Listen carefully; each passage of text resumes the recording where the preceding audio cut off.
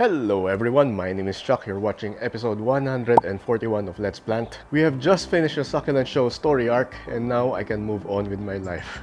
If you haven't seen it yet, you can follow the entire saga via this CSSA playlist that I made, top right corner or down in the description. It will take you through my journey as I was preparing for the show.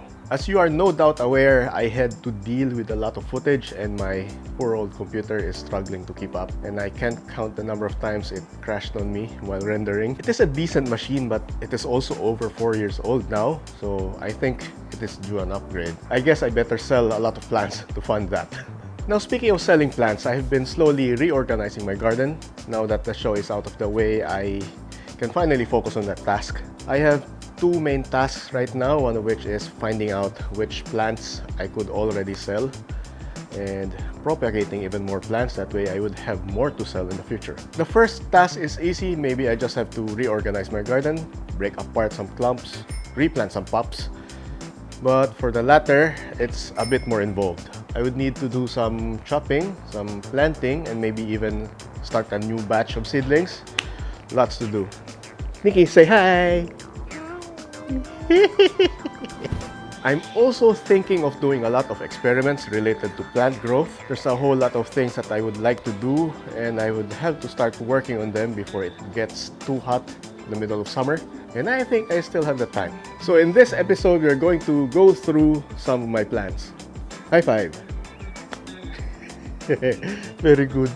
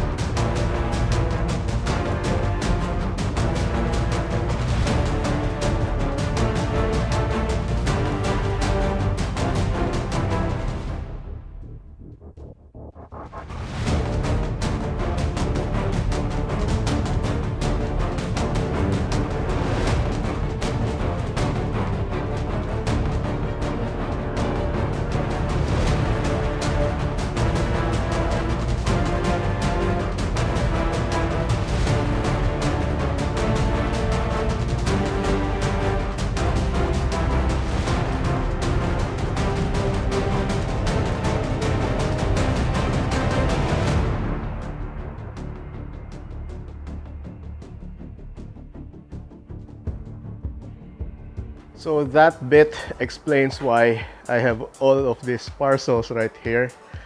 Lots of things. And apart from that, I have a confession to make. I am an absolute newbie when it comes to grow lights. So if you have ever used grow lights, then you could consider yourself more knowledgeable than me in that regard. Well, okay, I know the mechanics and the theory behind it. I know about power levels, I know about light spectrums. Basically, I know how they work. It's just that I have never found a reason to get one up until now, because I mainly have my plants out in the open, out in the ground, and of course they're getting direct sunlight, which means that I never really have to worry about light. Succulents already grow really well in my climate, and I never had to do anything special. And in fact, I have to do the reverse and filter the amount of light during summer, something that I would have to do really soon, and something that some of my fellow Aussies are already doing now, especially in the more northerly states where they're starting to feel summer. So yeah, I just have to deal with that bit in summer, putting some shade. But otherwise, everything is going great. So it is understandable that I have no reason to invest in grow lights, especially since some of them can be quite costly. I mean, why change now when things are working for me, right? So why do I have these parcels? Well, recently Mars Hydro reached out asking if I would like to try out one of their grow lights, and of course I said yes, because you know me, I love experiments. She's sleeping? No? You're still awake? So full disclosure, this is technically a sponsored video since I got this thing for free in exchange for some videos. Now luckily for us, luckily for me and Mars Hydro, luckily for both of us, I actually have lots of plans for experiments involving grow lights. So This would be really fun. For the past few days, this has got me thinking, what could I possibly do involving grow lights? And here's a few of my ideas.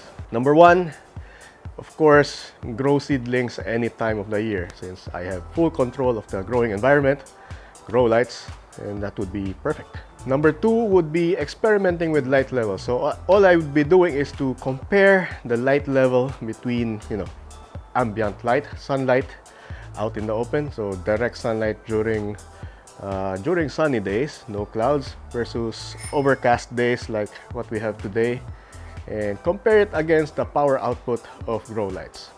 So I think that would be a very good comparison. And of course, experimenting with light levels, we inherently are able to experiment with other stuff, such as finding out the minimum amount of light needed by the plant before they etiolate or stretch. Second would be to find out the amount of light needed by the plant to keep colors even during the growing season. And of course, the third, comparing plants that have been grown out in the sun versus those that are grown under grow lights. So I think all three of those are something that I am very curious about, something that I have always thought about, but I have never done because I didn't have grow lights. But now that I do have one, yeah, this would be very fun. But so far, those are the only ones that immediately come to mind. I think I would be able to think up a bunch more experiments as I get more familiar with my grow lights. And speaking of getting familiar, let's have a look at the box. So it is this box right here. It actually came with a much larger box since I got this through Amazon Prime. So it was well packed. I'm really happy with how they packed the whole thing. It was very secure, it was very stable, so there was absolutely no reason, no way that this package would be ever crushed. I'm just putting it to the side, making a bit of space for myself so I could open the box and show you what's inside.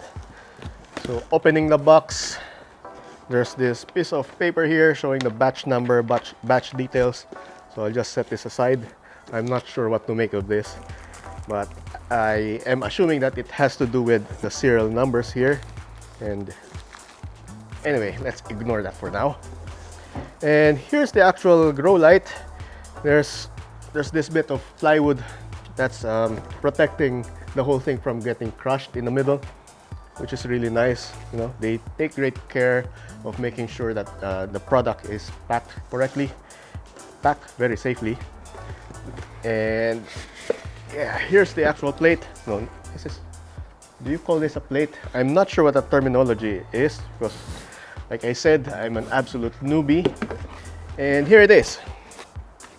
So the whole thing comes with an array of LED lights.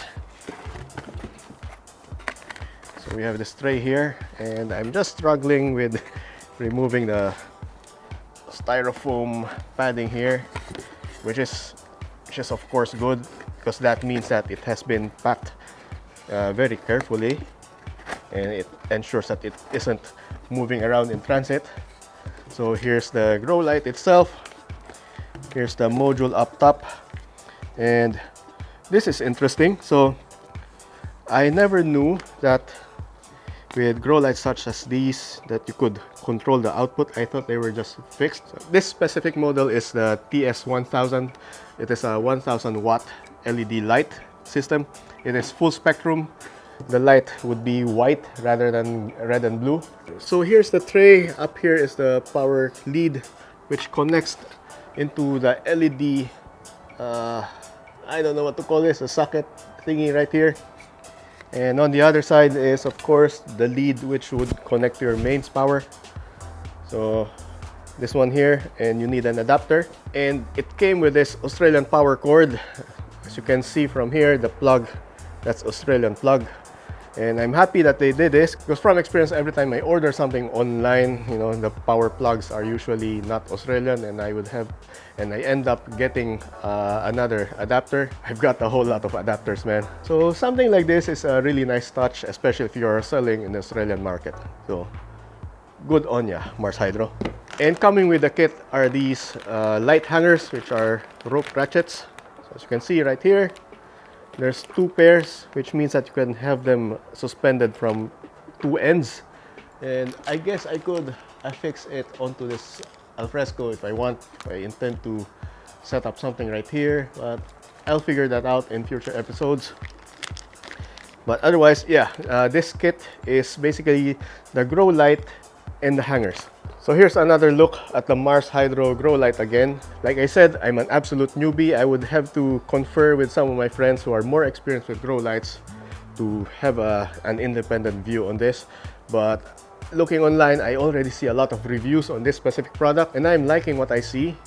They have nothing but praises for this. I mean, considering the price of this thing, it is quite powerful, and yeah, very nice feature set. Looking at the Mars Hydro's Australian store, they only had this kit where they had the grow lights plus the hangers. But if I compare it with international stores, they also had a kit that comes with light meters. No, not light meters. Was it light meters? A kit that came with a timer. I think I saw one with a meter, but I'm not sure. Or maybe it was just a bundle that someone purchased.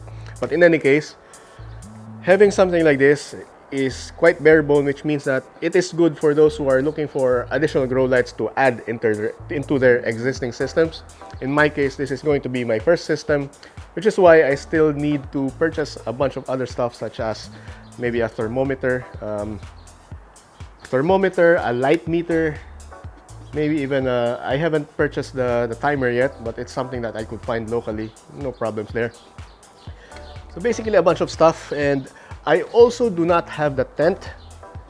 So most of the more experienced grow light users might have a little tent where, I forgot what the material name was. I think it was mylar, something that would reflect or at least focus the light within that enclosed area. I might have to do something like that. I might not have to, depending on the light levels. So again, this is going to be a big experiment, and I have all of the tools, well, most of the tools that I need to get started. So thank you once again, Mars Hydro, for letting me play with this thing. I am excited to see what I would end up doing with this thing. And I've got a lot of reading up to do, especially with figuring out how to use this. But luckily, I have a friend who is really well versed with grow lights. I think his last few videos are mainly about grow lights, and most of you would already know him. His name is Alex. Here's his channel. And I'm planning to do a bunch of videos with him because whether he likes it or not, he is now going to be my grow lights mentor. So yeah. And since we've been doing a bit of unboxing today, we might as well go ahead and open up the rest of these boxes. Let's see what's inside. So I'm starting with this one. I wonder which one this is. I'm pretty sure I know. Well, I already have an idea what this one is, but nothing beats opening up a parcel, you know. As written here in the label, this is a Lux Meter, a light meter. I'm going to use this to be able to get an objective reading of the light levels rather than just, you know, comparing with my camera or with my sight, because of course it's not like my eyes and brain can sense infrared. So having a proper tool to measure the light level would be really perfect. So here's the actual light meter. I'm going to play around with it and learn how to use it, and hopefully in the next few episodes I would have figured this out already, and I would be able to show you how to use something like this. So if that package contained the light meter, then I suppose this one would be the thermometers. I remember purchasing two different types. So the first one right here, this is a wireless thermometer. It measures, I think, infrared. So this is an infrared thermometer, which makes it a lot easier to do some readings, especially since this is very mobile. While on this little box here is an indoor humidity and temperature monitor, which would make it very convenient for me to see the humidity and temperature that the plants are experiencing. I could just leave this next to the plants underneath the grow lights, and I could just refer to the readout and see what I get. So that is 3 of 4 parcels so far. Final one right here, the biggest box. Can you take a guess what it is? You know what? I bet you can't guess what's inside of this. So give it a shot. Make your best guess and give me a couple minutes to open this thing. I'll be right back.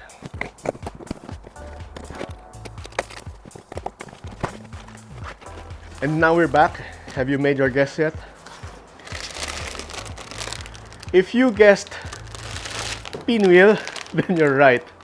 Yeah, I got a larger pinwheel because I want to retire the existing one I have in the garden. It is quite battered and I got a larger one, a much larger one, because I enjoy seeing the colors and my kids enjoy it too. So yeah, we will be setting this up today and placing it out there in the garden. You know what? I'm going to bring this next to the old one, show them side by side. That way you could see the size difference. This is really huge, man.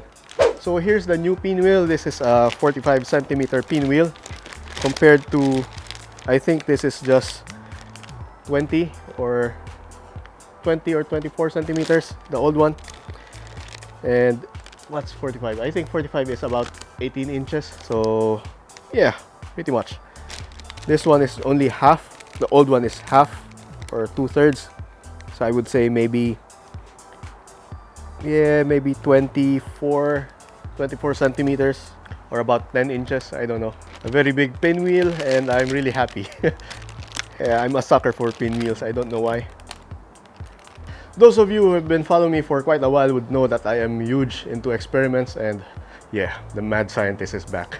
So I'm really glad that the succulent show is done and over with, because I can now finally shift my attention towards my experiments and of course the plant shop, which I am hopefully releasing at least really soon, because yeah, I think I'm almost done rearranging my plants. There's still a few more plants over there that I need to check.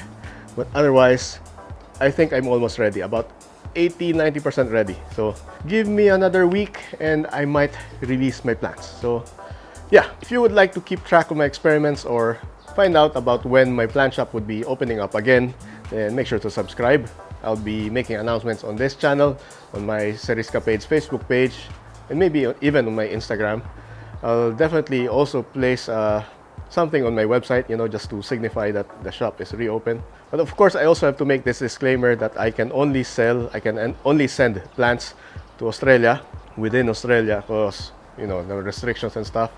And I can't really be bothered to work on the certificates, the phytosanitary certificates. And on your side, you would have to deal with the import certificates as well, because these things take time. And I'm just doing this whole thing on the side during my free time, so I don't really have much time to deal with the paperwork and stuff. So I apologize for those who are wanting to purchase plants but are unfortunately outside of Australia. Another disclaimer, due to the biosecurity restrictions here in Australia, I can only send to Victoria, New South Wales, Queensland, and Southern Australia. So yeah, I could not send to